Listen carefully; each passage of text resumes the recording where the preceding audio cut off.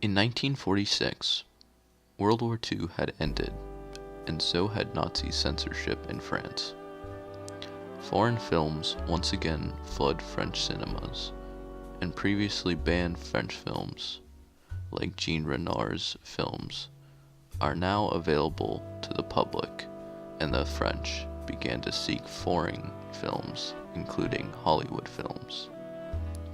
The leisure time stimulated by post-war France sparked young people to seek entertainment, and many became interested with movies. Many different factors influenced the production of documentary movies in the 20th century. The leisure of post-World War II France, the neo-realist movement, and the British independent documentaries all contributed significantly towards the rise of cinema verite. Cinema verite, also known as truthful cinema, was born in the late 1950s and early 1960s. It is a style of documentary filmmaking invented by Jean Rouch, inspired by Zyga Vertov's theory about kino pravda, meaning the truth of cinema.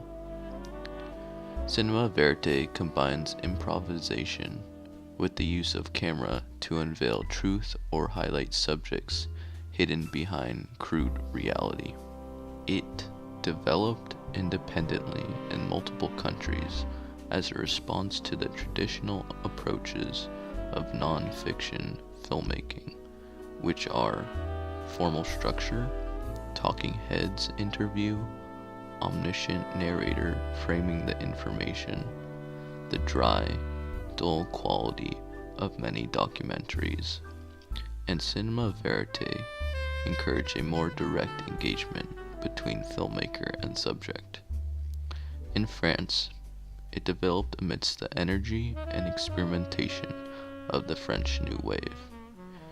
In the US, a similar movement called direct cinema developed at the same time as cinema verite and was led by Richard Leacock, D.A. Pennebaker, and Albert and David Maysles.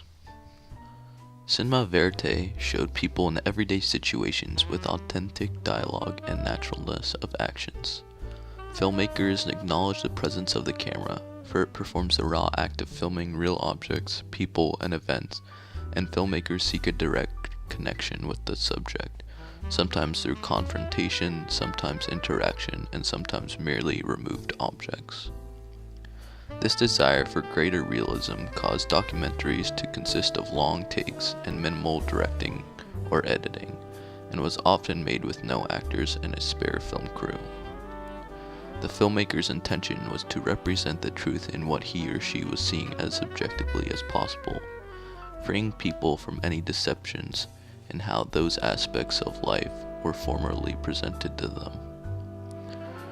From this perspective, the filmmaker should be the catalyst of a situation. For example, Pierre Perrault sets situations up and then films them. In Pour la Suite du Monde, he asks old people to fish for a whale.